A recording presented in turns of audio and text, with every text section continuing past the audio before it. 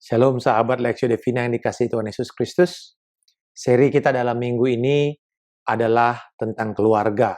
Damai di rumahku, damai di keluargaku. Salah satu yang paling terkena dampak atau imbas dari pandemi COVID-19 ini adalah keluarga. Setelah adanya kebijakan harus bekerja dari rumah, sekolah dari rumah, kuliah dari rumah, berusaha dari rumah, dan kita dibatasi untuk tidak bisa pergi secara leluasa, berkumpul, sosialisasi dengan teman-teman atau keluarga lain.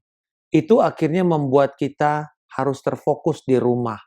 Dan kemudian suasana rumah yang mungkin selama ini bisa saja tidak nyaman atau terbatas, akhirnya membuat terjadinya ketegangan demi ketegangan. Ketika keluarga digoncang, digoyahkan, nilai-nilainya dihancurkan, masa depan bangsa kita akan terancam. Semua dimulai dari rumah. Episode yang pertama ini saya beri judul, Siapkan Keluarga untuk Krisis Berikutnya.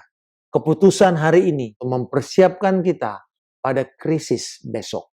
Allah telah memanggil suami dan istri sebagai satu kesatuan yang tidak bisa dipisahkan. Dan Allah sudah memerintahkan berkat kepada suami istri. Berkat kepada kepala keluarga. Mazmur 128 adalah berkat keluarga di mana suami, istri, anak-anak, dan Tuhan yang menjaga dan memerintahkan berkat ini. Kita tahu bahwa mulai pandemik ini bulan Maret dan saya terkena COVID pada pertengahan Maret sampai April dan harus terisolasi secara mandiri, di mana pada waktu itu belum banyak pengetahuan kita, malah lebih banyak simpang siur.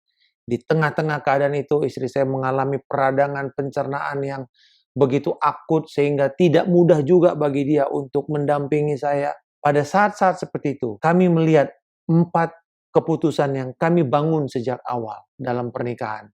Itu sangat menolong. Yang pertama, aku akan menghormati dan menghargai nasihat pasanganku.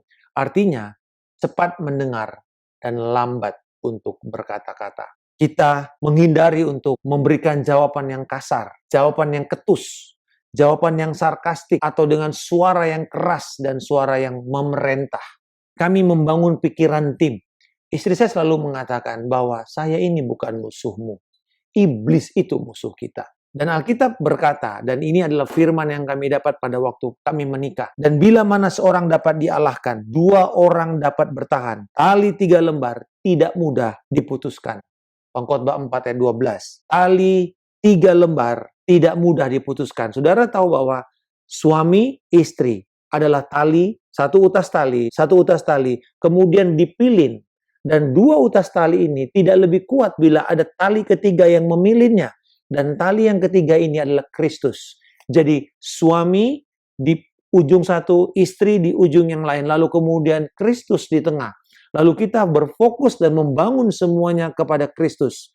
Dan ketika kita melihat ini, Kristus sebagai pendamai dan juga penyatu kita, maka Kristus menyatukan kita. Bila kita taruh iblis di tengah-tengah kita, dia akan memisahkan kita dan membuat kita makin lama, makin jauh. Dan Alkitab berkata bahwa bila kita bersatu, doa kita tidak akan terhalang. Yang kedua, aku akan melayani pasanganku dengan pengorbanan. Galatia 5:13b dikatakan, melainkan layanilah seorang akan yang lain oleh kasih. Saat saya menderita COVID pada bulan Maret ke April, istri saya juga sebenarnya begitu banyak menerima orang-orang yang tanya apakah betul dan semuanya. Dan istri saya menjaga, menjawab telepon, menjelaskan, dan menyaring setiap berita yang ada. Dan itu mendorong saya, padahal pada waktu itu dia sedang juga menderita pencernaan akut. Dan saya sangat menghargai pengorbanannya, di mana dia juga harus memastikan makanan, asupan, nutrisi, semuanya, bahkan sebenarnya secara finansial pun dia berusaha bekerja dan memastikan bahwa ada kebutuhan, ada keuangan, ada persediaan yang Tuhan berikan. Kami bersyukur untuk para mitra-mitra pelayanan yang tergerak untuk melakukan. Tetapi saya juga melihat bagaimana istri saya bekerja dengan keras. Dan yang ketiga, aku akan menjaga perkataanku. Ini komitmen yang sejak awal menjadi penyelamat di dalam pernikahan kami. Pada masa krisis, kita tahu ketegangan akan gampang sekali.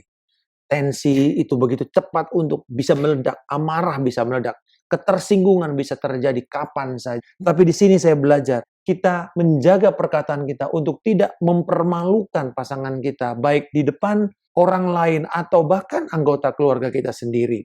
Jadi apa yang saya buat? Keputusan untuk memberikan kata-kata yang membangun dan mendorong. Dan kita tahu bahwa ini adalah salah satu bahasa kasih. Saya berusaha untuk mengasihi istri saya dengan mengatakan dan memberikan kata-kata dorongan. Memberikan kata-kata membangun. Memberikan kata-kata yang uplifting, yang mengangkat semangatnya. Yang kedua, saya selalu mengambil inisiatif untuk pertama sekali meminta maaf, mengakui kesalahan bila terjadi ketegangan satu sama lain. Saya belajar dari firman Tuhan bahwa karena saya adalah kepala, saya bertanggung jawab untuk memelihara keutuhan dan perlindungan, dan saya memastikan perlindungan, payung perlindungan Allah itu tetap ada bersama-sama dengan saya, tidak bocor dengan cara saya tidak mengizinkan adanya kesombongan, dan saya mengakui kesalahan saya minta maaf, saya minta pengampunan, dan kemudian memperbaikinya. Ketika kita melepaskan pengampunan secara otomatis, tidak menunggu, tidak menahan, bahkan kita melepaskan pengampunan, menerima pengampunan. Saya percaya bahwa ini akan membawa keutuhan dan membentengi pernikahan kita. Juga di dalam perkataan, kita harus berpikir sebelum kita mengeluarkan perkataan kita. Sekalipun dalam kondisi yang begitu meluap-luap kekesalan kita. Saya harus berpikir, apakah kata-kata saya ini akan menjadi penyesalan ketika saya keluarkan. Efesus pasal yang keempat ayat 29 menjadi satu dorongan dari firman Tuhan tentang perkataan. Janganlah ada perkataan kotor keluar dari mulutmu, tetapi pakailah perkataan yang baik untuk membangun, di mana perlu, supaya mereka yang mendengarnya beroleh kasih karunia. Ini ingatan bagi kita semua, supaya pasangan kita yang mendengar menerima berkat, mendapatkan kasih karunia, mendapatkan kekuatan baru, lalu mereka berjalan. Dan saya percaya bahwa ketika seseorang, terutama pasangan kita itu didorong, diberikan semangat, maka dia akan bangkit. Tidak ada orang yang berhasil dengan dikritik dan dipojokkan terus-menerus. Dan yang terakhir, yang keempat, aku mencari kehendak Allah dalam doa dan firman. Keputusan yang kami buat tidaklah berdasarkan kepada sekedar akal sehat atau apa kata orang. Tapi kami membuat sejak awal pernikahan kami. Alkitab adalah junjungan kami yang tertinggi dan keputusan terakhir yang akan menetapkan apa yang akan kami buat. Sehingga ketika kami mengambil keputusan, kami berdoa, kami mencari peneguhan firman, bahkan juga meminta pertimbangan dari mentor-mentor, orang yang memuridkan kami, yang menjaga kami secara rohani, dan berdiskusi satu sama lain. Bahkan karena anak kami, putri kami sudah mencapai 20 tahun, kami juga duduk dan membagikan beban itu. Dan sharing, diskusi, dan meminta pendapat, meminta nasihat, juga pandangan dia. Sehingga ketika kami mengambil bersama-sama, kami mendoakan bersama-sama, kami putuskan bersama-sama, kami komit bersama-sama. Karena saya percaya bahwa keluarga yang berdoa bersama-sama akan bertahan. Saya percaya bahwa ini adalah kekuatan yang Tuhan berikan, di mana kita berdoa bersama-sama, kita membangun benteng, perisai di rumah kita, di dalam doa, di dalam permohonan, di dalam firman. Jangan izinkan kita bangun pagi keluar dari kamar tidur kita tanpa kita berdoa, tanpa kita mencari kehendak Allah. Alkitab menjanjikan kepada kita, Dia memberikan kita telinga seorang murid, lidah seorang murid. Tiap pagi kita diberikan kesempatan mempertajam pendengaran kita. Waktu kita berdoa, waktu kita menyembah Tuhan, waktu kita membangun saat teduh kita. Saya percaya bahwa firman Tuhan dan doa ini mendorong kita. Dan ketika kita berdoa, mengambil perjamuan bersama-sama sebagai keluarga, luar biasa saudara. Ini akan membangun benteng kita. Dan membuat keluarga kita menjadi utuh dan kokoh satu sama lain.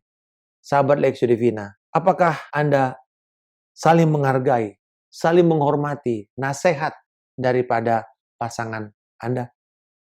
Apakah kita saling melayani dengan penuh pengorbanan?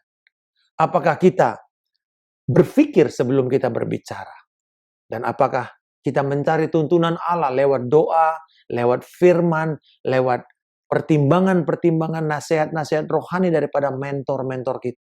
Dan saya percaya inilah bekal kita untuk membangun dan melewati waktu-waktu yang penuh dengan ketidakpastian. Tetapi ada satu jaminan. Selama keluarga kita utuh dan kokoh, maka kita percaya bahwa tidak ada yang sulit untuk kita akan hadapi. Adakah yang mustahil bagi orang percaya? Inilah kesempatan kita untuk melihat kesetiaan Tuhan dinyatakan di dalam pernikahan dan keluarga kita dan anak-anak kita. Bapa di surga, kami bersyukur untuk keluarga kami. Terima kasih untuk pasangan kami. Terima kasih bahwa mereka memberikan juga pertimbangan nasihat. Dan ampuni kami bila selama ini kami menganggap remeh nasihat dan masukan daripada pasangan kami. Kami mau Tuhan juga saling melayani, penuh pengorbanan. Bahkan Tuhan untuk menjaga perkataan kami, sehingga perkataan kami adalah perkataan yang memberi kasih karunia dan mendorong, menopang satu sama lain. Bahkan saya melihat bahwa ada beberapa suami-suami yang saat ini sedang tertekan di dalam pekerjaannya. Istri-istri ini waktunya di mana engkau bangkit, bukan hanya untuk mendoakan mereka, tapi juga untuk memberikan dorongan, kata-kata yang membangun, kata-kata yang akan menguatkan, bahkan mungkin hanya dengan elusan, mungkin dengan belayan, mungkin tidak dengan kata-katamu, tapi dengan pelayanan yang kau lakukan. Maka engkau akan melihat kasih Allah mulai mengalir. Tindakan kasihmu itu akan melunakkan dan mengokohkan dan membuat suamimu kembali bangkit dan melawan setiap keadaan-keadaan yang menyulitkan dia. Tuhan terima kasih, kami percaya untuk anugerah-Mu.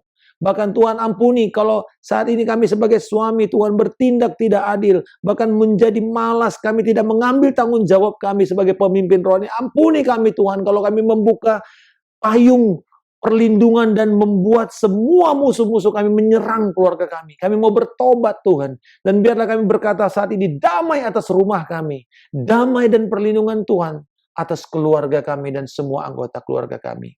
Terima kasih Bapa. Di dalam nama Tuhan Yesus Kristus kami mengucap syukur dan berdoa. Haleluya. Amin. Salam kemenangan. Saya Pendeta Markus Simanjuntak.